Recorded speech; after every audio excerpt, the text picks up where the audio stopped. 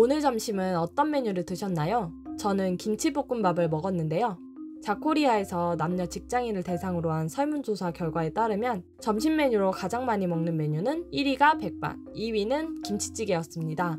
백반과 김치찌개 모두 공통적으로 김치를 주 메뉴로 사용하고 있죠. 하지만 무심코 먹은 이 김치가 신경 전달을 방해하고 우울증과 치매와 같은 정신질환에도 영향을 줄 수 있다는 사실 알고 계신가요? 오늘은 김치의 효능, 김치에 넣은 이것이 신경에 어떤 영향을 주고 또한 건강하게 먹기 위해서는 어떤 선택을 하는 것이 좋은지 알려드리겠습니다. 오늘의 건강세포 깨울 준비 하셨나요? 건강세포 깨우기 시작하겠습니다. 안녕하세요. 건강세포 알림이입니다. 오늘은 이 김치에 대해서 이야기해 보도록 하겠습니다. 미국 건강 전문지인 헬스는 세계의 5대 건강식품으로 스페인의 올리브, 그리스의 요구르트, 인도의 렌테콩, 일본의 나토와 함께 우리나라의 김치를 선정했습니다. 김치가 건강에 좋다는 사실은 여러분도 너무나도 잘 알고 있을 것 같은데요. 농림축산식품부 자료에 따르면 김치는 항비만, 항암, 콜레스테롤 개선, 면역력 증진, 항산화, 장기능 개선 효과까지 다양한 효능이 있다고 알려져 있습니다. 김치가 건강에 좋은 이유는 여러 가지가 있겠지만 그 비밀은 바로 김치 속 유산균 때문이죠. 이 유산균은 장에 머물면서 유익한 역할을 도와 건강에 도움을 줍니다. 여기서 우리 조상의 지혜를 살펴볼 수 있는 것입니다. 그래서 김치가 무엇인지 조금 더 찾아봤는데요. 김치를 정확하게 정의해보면 소금물에 절이고 발효를 시켜 먹는 음식을 말합니다. 하지만 우리가 먹는 김치가 아닐 수 있습니다. 오히려 신경을 파괴하고 정신건강에 악영향을 줄 수 있다는 사실 알고 계신가요? 그 이유는 바로 김치를 만드는 방법에서부터 시작합니다. 여러분은 김치를 어떻게 만들고 계신가요? 우리가 김치라고 생각하고 먹는 보쌈김치나 겉절이는 발효를 하지 않고 먹는 경우가 많습니다. 특히 보쌈김치나 겉절이를 만드는 방법을 검색해보면 꼭 설탕이 들어가 있습니다. 이 두 종류의 음식을 자주 섭취했다면 오히려 설탕을 과도하게 섭취하게 되고 우리가 생각하는 김치의 이점을 얻기 힘들 것입니다. 특히 발효를 하지 않으면 김치를 발효시키는 유산균을 섭취할 수 없기 때문에 설탕이 들어가지 않았다고 하더라도 김치의 효능은 반의 반절도 얻지 못하게 됩니다. 그렇다면 시중에 판매하고 있는 김치는 안전할까요? 정통적인 김치를 담그는 방법은 찹쌀풀을 쑤어 김치에 넣어 버무려 주어 만듭니다. 이때 유산균은 이 찹쌀풀을 분해해서 김치의 새콤한 맛을 만들어내는 젖산과 함께 시원한 맛을 만들어내는 만니토를 만듭니다. 하지만 시중에 판매하는 김치들은 원가 절감과 입맛을 사로잡게 하기 위해 설탕을 자주 첨가하고 있습니다. 과연 몇 개의 업체가 설탕 없이 김치를 제조하고 있는지 궁금해서 조사해봤는데요. 총 10개의 업체 중 1개의 업체를 제외하고는 다 설탕을 첨가하고 있었습니다. 업체마다 얼마나 많은 양의 설탕을 넣었는지는 정확히 알 수 없지만 우리는 김치를 먹을 때 설탕을 함께 섭취할 수 있다는 것을 기억해야 합니다. 이뿐만 아니라 우리가 점심으로 자주 사 먹는 김치찌개에도 많은 양의 설탕이 들어가는데요. 설탕을 넣는 이유인즉슨 묵은지의 경우 신맛이 강해서 신맛을 잡기 위해 설탕을 넣는다는 것이죠. 김치찌개의 레시피를 찾아봐도 설탕이 필수 재료처럼 꼭 들어가 있는 것을 쉽게 찾아볼 수 있습니다. 우리가 건강하게 먹으려고 한 이런 김치들이 우리 건강에 악영향을 줄 수 있는 것은 바로 이 설탕 때문인 것이죠. 어떤 분은 설탕이 들어가면 얼마나 들어간다고 그거 다 따지면 먹을 음식이 없다 라고 말씀하실 수도 있습니다. 이 말도 맞습니다. 식품의약품안전처에서 발표한 자료에 따르면 당류는 1일 총 열량의 10% 미만을 섭취하라고 권고하고 있습니다. 그 양은 약 50g으로 각 설탕을 기준으로 16개에서 17개 정도로 보시면 됩니다.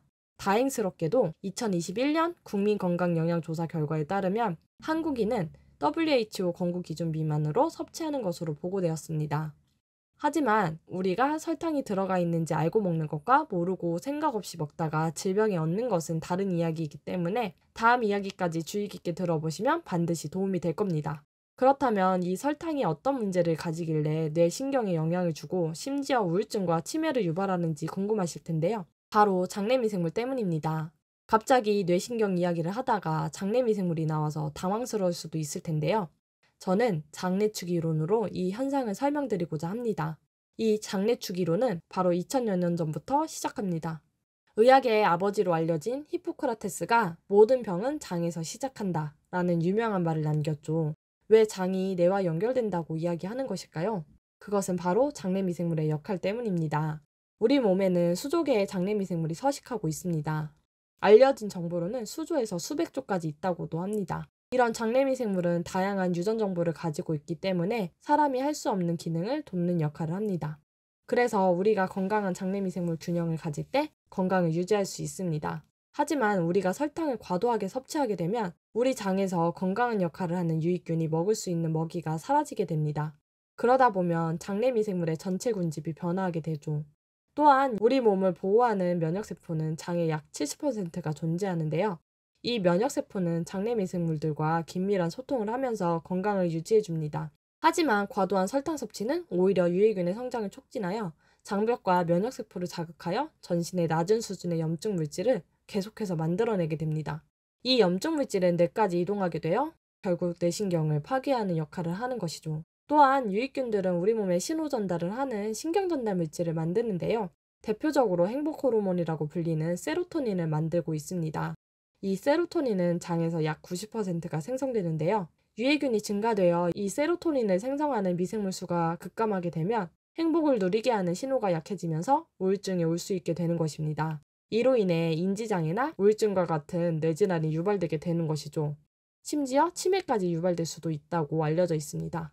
그렇기 때문에 우리는 설탕이 들어가는 음식을 멀리하는 것이 좋습니다.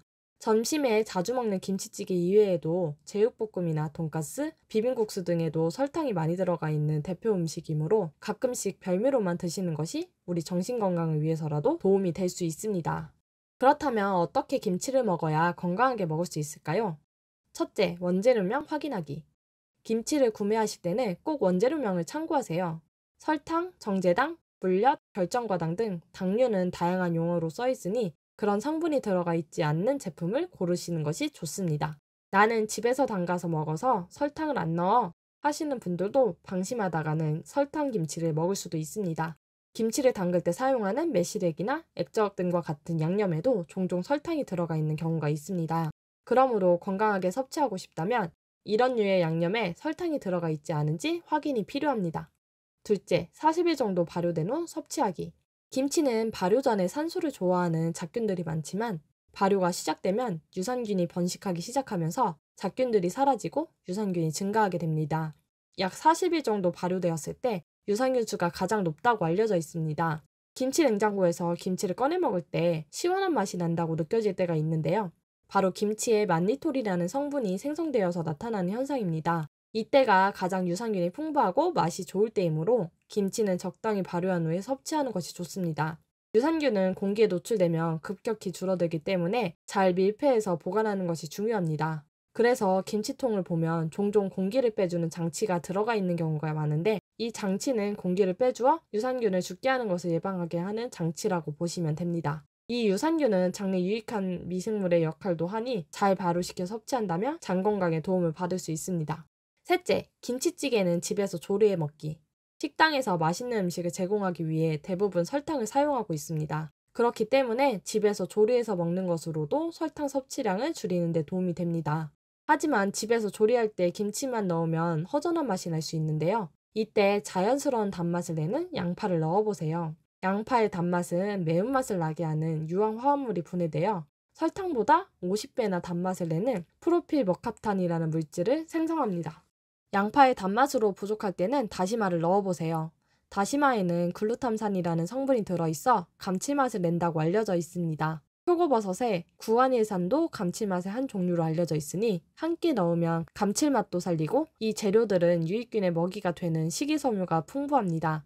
이 조합으로 먹게 되면 비록 김치찌개를 끓이면서 유산균은 죽겠지만 식이섬유를 섭취함으로써 유익균의 먹이를 제공해서 장에서 유익균이 잘 살아갈 수 있도록 도와줄 수 있습니다. 이 세 가지만 기억하시면 앞에서 이야기한 김치의 이점들은 충분히 누릴 수 있습니다.